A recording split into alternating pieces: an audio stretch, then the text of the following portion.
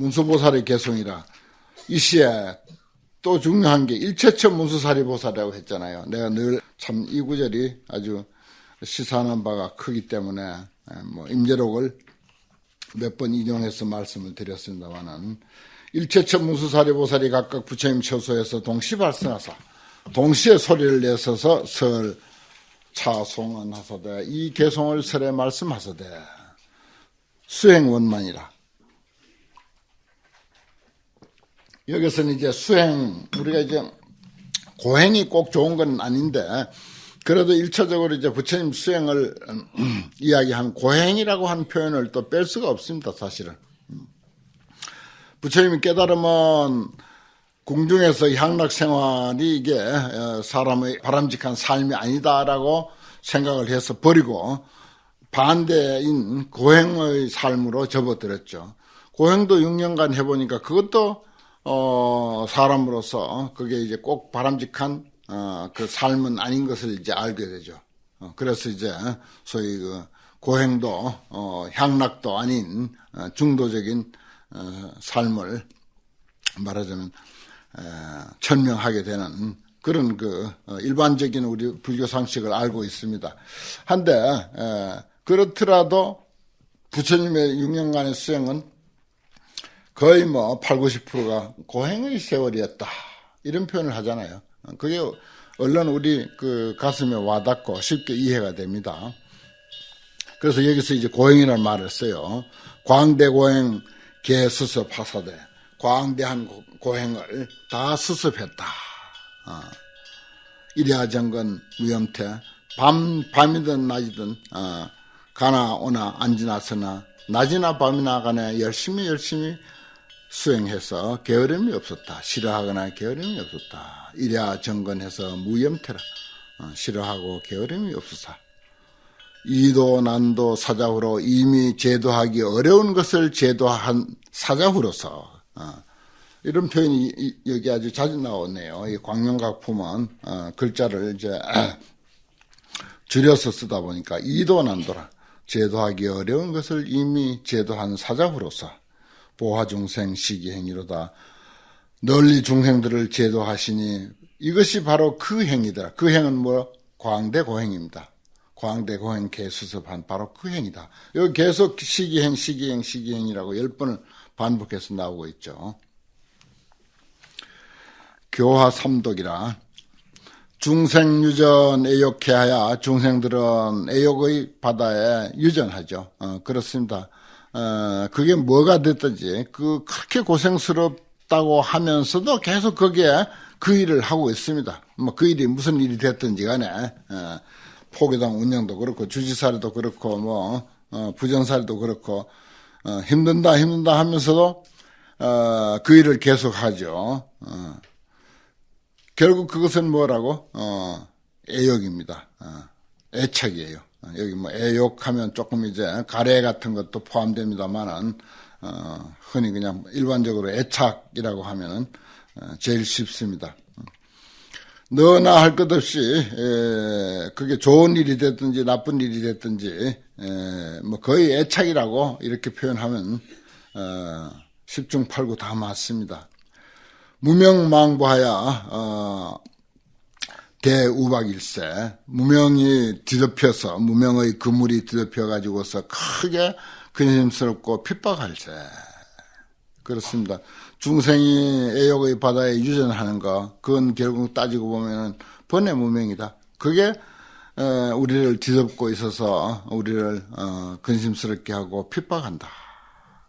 지인용명으로서 실단제하시니, 부처님이나 누구나 할 것 없이 다 그런 삶을 살았죠. 그러나 지인은 부처님을 말하는 것입니다. 지극히 의지신 이. 이거 이제 도교나 유교적인 표현이죠. 그러나 이제 불교에서도 가끔 이런 표현을 합니다. 지인, 지극히 의지신 이. 누구겠어요? 결국은 부처님입니다. 부처님이 용명으로 실단제하시니 다 그것을 끊어서 제거하시니, 무엇을? 무명의 그물을 끊고 애욕의 흐름을 끊고 이 모든 것을 다 끊으시니 서역당연 시기행위로다. 그 서원, 부처님이 그 애욕을 끊으려고 하는 그 서원이 또한 마땅히 그러하니 시기행위로다. 그렇죠. 중생무변 서원도 번뇌무진 서원단 그러잖아요. 번뇌가 아무리 많다 한들 명석코 내가 끊고 말이라. 그게 이제 광대 고행이었다. 수행이었다. 그런 말입니다. 당연히 그 서원이 또한 당연히 그 행위더라. 그 다음 두 번째 개송. 세간은 방일하고 착오욕하여 오욕에 집착해 있다. 세상 사람들은 방일해서 오욕에 집착해 있어서 불실분별 수중골세 불실분별 실답게 분별하지 아니해서 중고를 받을세.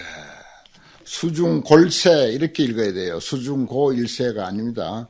그 읽는 뭐 여기 이제 토를 어쩔 수 없이 일세라고 그렇게 이제 달아놓긴 했습니다만 수중골세라고 옛날 그 원칙적인 토 읽는 방법은 그래요. 봉행불교 상습심 내가 참 이 구절에 아주 많은 것을 느꼈습니다. 세상 사람들은 방일해서 오욕에 집착해 있다. 그리고 그 오욕에 집착해 있으면서도 그 경계들을 제대로 분별하지 못하고 온갖 고통을 받는다. 불실분별수 중고 그것을 분별하지 못하고 온갖 고통을 받는다. 그럼 어떻게 해야 되냐? 봉행불교 상습심. 불교가 뭐예요? 마음 관리하는 거다 이 말이야. 봉행불교 상습심. 난 참 이 구절 보고는 아주 정말 감동받았습니다. 뭐 이게 처음 듣는 말은 아닙니다. 불교는 자기 마음 관리다. 봉행불교, 불교를 봉행하는 것은 항상 마음을 거둬들이는 것이다. 한마음 관리 잘하면 그냥 그게 불교예요. 한마음 관리 섭심이라고 했지만 섭심이라고 하는 말 속에는 모든 그 마음에 대한 의미를 다 가지고 있습니다. 뭐 달마스님처럼 관심일법이 총섭지행이다. 마음 하나 관찰 잘하면은 관심선 그러죠. 초기에서는 관심선입니다. 간호선도 아니고 목조선도 아니고 관심선이었어요. 마음 하나 관찰하는 그것이 모든 수행을 다 포섭하고 있다. 모든 수행은 뭡니까? 육바라밀을 말하는 거죠.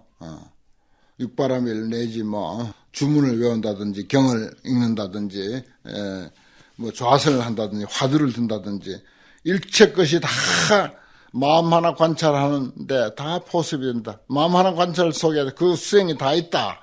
이런 표현을 합니다. 또 우리가 일반적으로 이해하기 쉽게 한 마음 하나 잘 관리하면은 행복은 그 가운데 있다. 그렇죠. 뭐 어떤 상황이 닥치더라도 내가 거기에서 마음을 어떻게 쓰느냐에 따라서 그게 좋을 수도 있고 나쁠 수도 있고 행복일 수도 있고 불행일 수도 있고 천당일 수도 있고 극락일 수도 있고 얼마든지 그럴 가능성이 있습니다. 또 불교는 한마음 깨닫는 일이다. 우리 아주 뭐 편한 표현으로 그렇게 합니다. 사실입니다. 마음 하나 제대로 깨달아 보면 끝이에요. 봉행 불교 상섭심. 이 구절 하나 우리가 제대로 그 마음에 새겨야 합니다. 여기는 뭐 달리 변명의 여지가 없어요. 봉행 불교 상섭심. 불교 공부한다는 게 뭐냐? 마음 관리하는 것이다. 그 마음 관리 제대로 못하면 그건 불교 공부 제대로 못하는 거죠. 그건 뭐 그 누구도 여기는 변명의 여지가 없는 구절이 아닐까 그런 생각을 합니다. 참 좋은 말이죠. 봉행불교 상섭심. 불교를 봉행하는 일 그것은 항상 마음을 거둬들이는 일이다.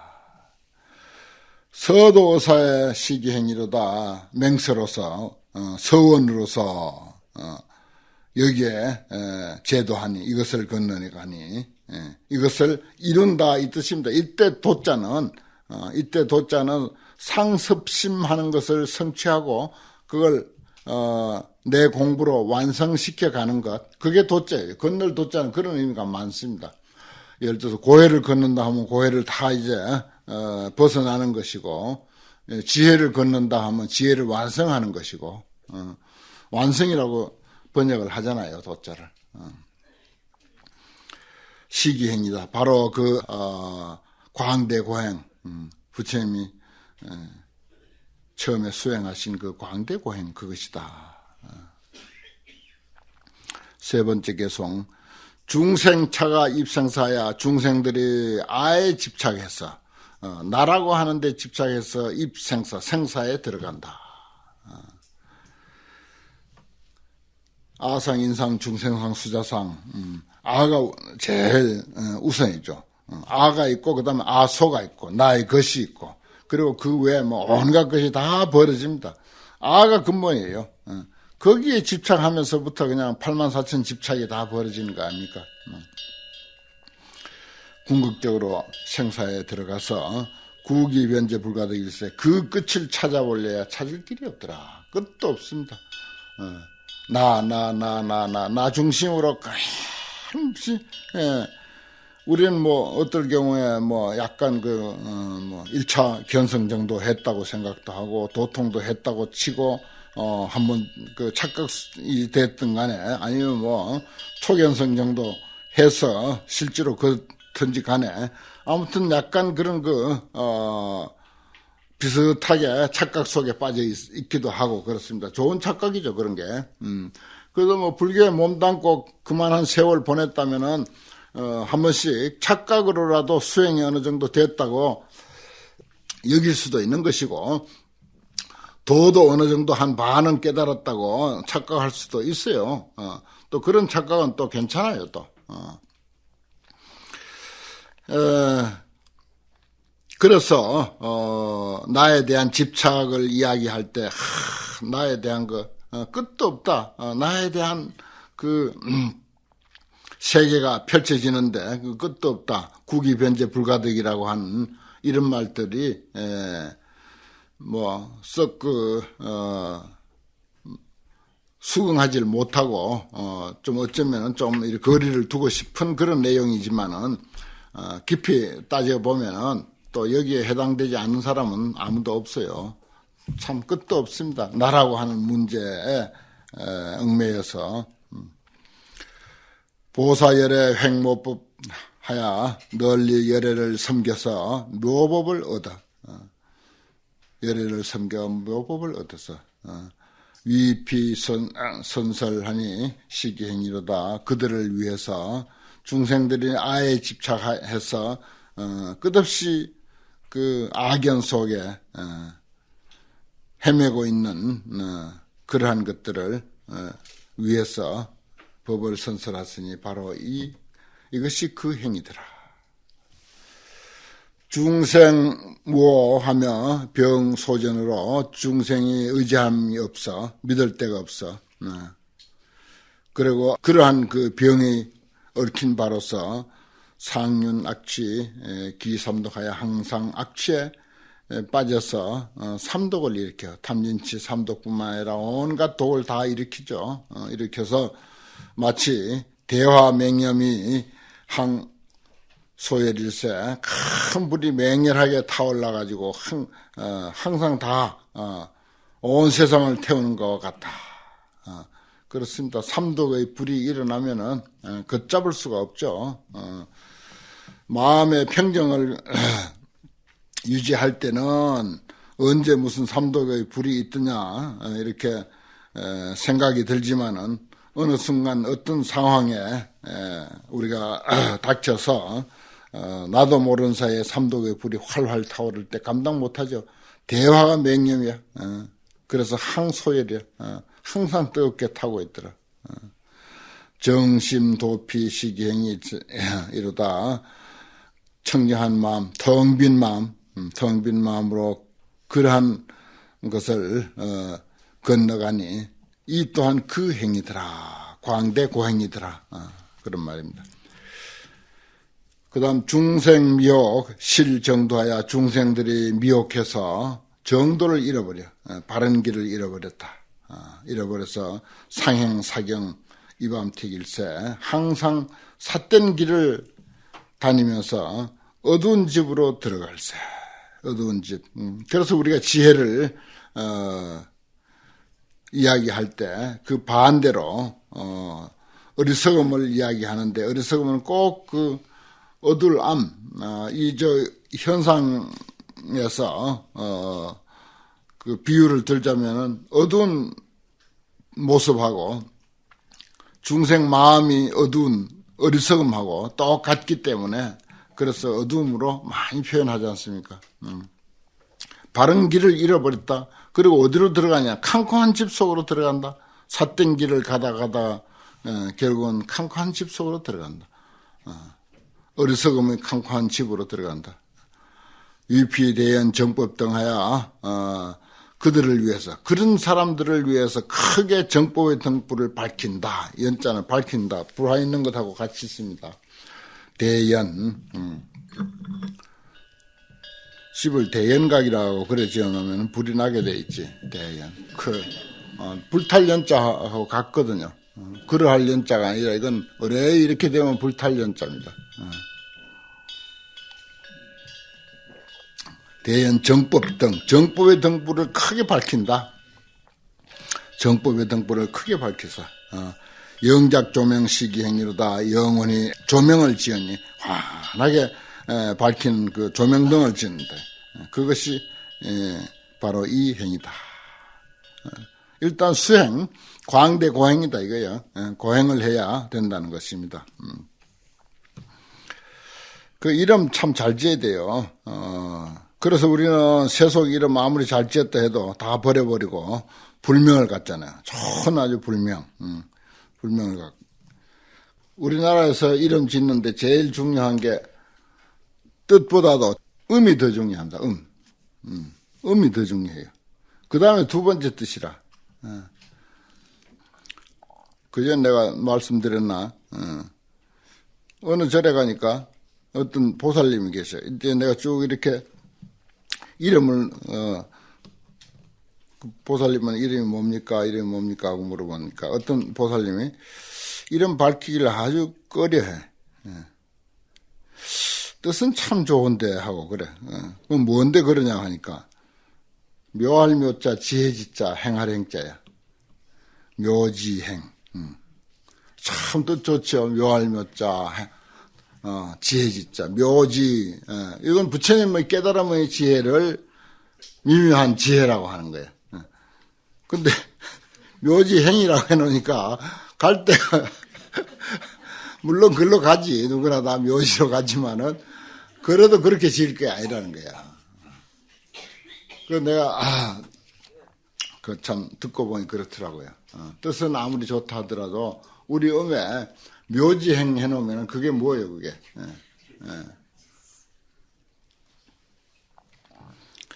그러니까 스님들은 다 뭐 주지 사시면서 이름 지어줘야 할 그런 입장에 모두 있으니까 그건 참 주의해서 짓고 이름 지어놓고 한 최소한도 일주일 이상 이렇게 책상 앞에다 걸어놓고 음미를 해봐야 돼. 뜻으로도 음미해보고 음으로 읽어보고 자기 상식이 더 이상 안 미친다면 뭐 어쩔 수 없어 그때는. 그렇지만 자기 상식이 미치는데 묘지행이라고 지으면 안 되는 거지. 그 정도는 분별해서 지어줘야 돼.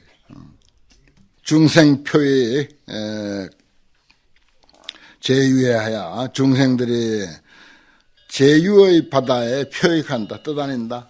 떠다니면서 빠졌다 나왔다 빠졌다 나왔다 하는 게 표익이에요. 유해. 모든 존재의 바다. 그렇습니다. 이 중생 병통을 쭉 열거했네요. 애욕의 바다에 흘러다니고 오욕에 집착하고 그 다음에 나라고 하는데 집착하고 그 다음에 뭐 의지함이 없다는 거. 아무것도 의지함이 없는 거. 우린 뭐 들어오자마자 삼기의 해가지고 부처님인데부터 의지하도록 딱 그냥 말뚝을 딱 박아놓고 그 말뚝에 목을 메고 있잖아요. 삼기라고 하는 말뚝에다. 이렇게 확실하게 의지할 때가 있어야 되는데 그 다음에 중생이 또 미혹했다. 여긴 또 중생이 존재의 바다에 떠다닌다. 중생이 표익 제유해. 모든 존재의 바다에 떠다녔어. 우운한 무에 불가처일세. 그 근심스럽고 고난, 어려움이 끝이 없어. 가히 없어서 불가처일세. 어디 처할 곳이 없어. 있을 곳이 없어. 어디든지 있는 데마다 존재의 바다에 떠다니는 그런 입장이니까. 위피 흥조 대법선하사 그들을 위해서 부처님이 그들을 위해서 대법선을 흥조했다, 지었다, 큰 배를 만들었다 이 말이야. 대법의 큰 진리의 배를 흥조 만들었어. 참 표현들이 참 너무너무 좋죠. 이 중생들의 어떤 고통에 허덕이는 그런 그 모습들, 원인들, 상황들 이런 것을 쭉 소개를 하는데 존재의 바다에 떠다닌다, 침몰하고 있으니까 그들을 건지려면 어떻게 큰 배가 있어서 그 큰 배에다가 모두 건져 실어야 되는데 그 배는 뭐라? 큰 진리의 배다. 진리의 배다. 대법선 이렇게 표현했습니다. 큰 진리의 배를 만들어서 거기에 다 태운다. 계령득도 시기행위로다. 다 그들로 하여금 제도를 얻게 하는데 그들에게 제도를 얻게 하는데 그것은 바로 뭐라고? 광대고행, 수행이다 이 말입니다. 우리가 수행하지 않아요. 부처님도 수행을 해서 그렇고 우리도 또한 수행하지 아니하면 이제 그런 큰 배를 만들 수가 없죠. 우리나라 전체를 다 실을 수 있는 그 정도의 배, 그 정도의 배. 또 이제 중생 병통을 여기서 무지라고 했네요. 중생이 무지하여 불견본, 중생 무지 불견본 해서 여기 중생 무지는 근본을 보지 못하는가. 본래의 모습, 본래의 나를 보지 못하는 것을 중생 무지라고 그렇게 표현했습니다. 미혹광치 험난 중일세. 미혹해서 어리석고 미친 듯이 험난한 가운데, 아주 험난한 가운데 정말 미친 듯이 그렇게 돌아다닌다 이 말이야. 왜냐? 자기 자리를 모르니까. 불견본, 본이 뭡니까? 자기 본심이죠.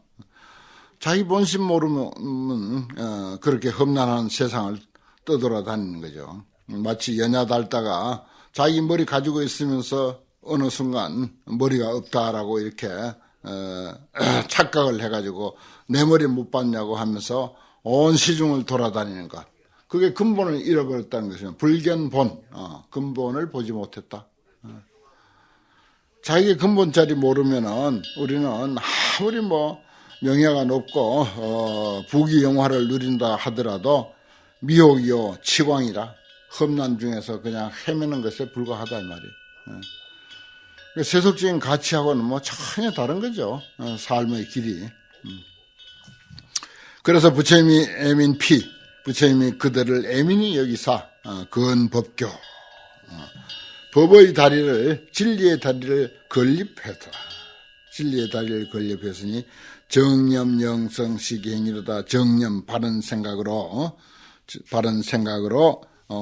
거기에 오르게 했다. 법의 다리에, 법의 교랑, 진리의 교랑에 오르게 하니 이것이 바로 그 행위다. 수행이다 하는 것입니다. 정념. 정념하면 이제 우리가 이제 팔정도에도 있는 정념이죠. 중도입니다. 중도. 어디에도 치우치지 아니한 생각, 어디에도 치우치지 아니한 견해.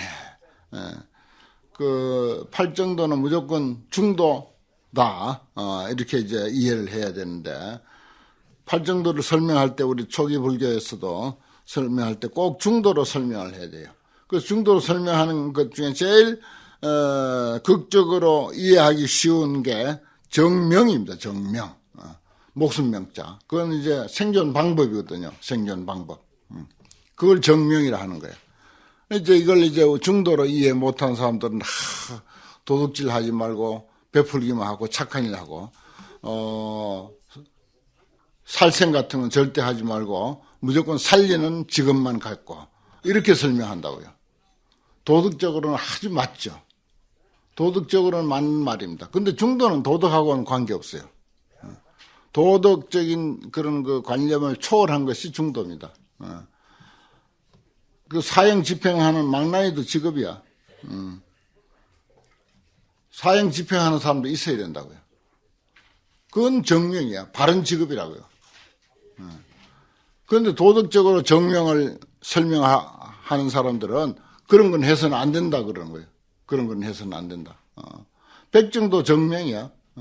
백정도 정명이라고요. 그것도 그 사람으로서는 정당한 직업이라. 그렇게 이해해야 됩니다. 중도라는 건 그런 거예요. 도덕적으로 보면 안 맞지. 그런 팔정도를 이제 그런 차원으로 이해를 해야 되는데, 그 뭐 이것저것 도덕적인 그 기준을 딱 세워놓고 거기서 피해 가려니까 어디 피해 가집니까 그게? 안 피해 가지는 거예요. 정념영성, 법의 교랑에 법의 다리에 올라가는데 정념으로 올라가야 된다 이 말입니다.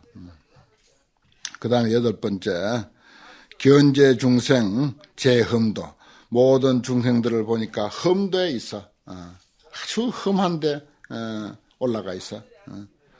흠한데 올라가 있으니까 뭐라고? 노병사고가 상핍박하고 늙고 병들고 죽는 고통. 노병사고. 우리가 사고할 때 그 어쩔 수 없어서 생로병사 생자를 넣지만은 사실 생은 어떻게 된 건지 몰라요. 태어남이라고 이렇게 해석을 하면은 태어날 때 뭐 고통인지 뭔지 압니까? 노병사가 이제 진짜 고통이죠. 노병사. 노병사고가 항상 핍박하고 있다. 수제 방편 무한량하사 모든 방편을 닦아서 한량이 없어서 끝없는 방편을 계속 닦아서 서당 실도 시기행위로다 서원으로서 당연히 다 제도하니 이것이 그 행위더라.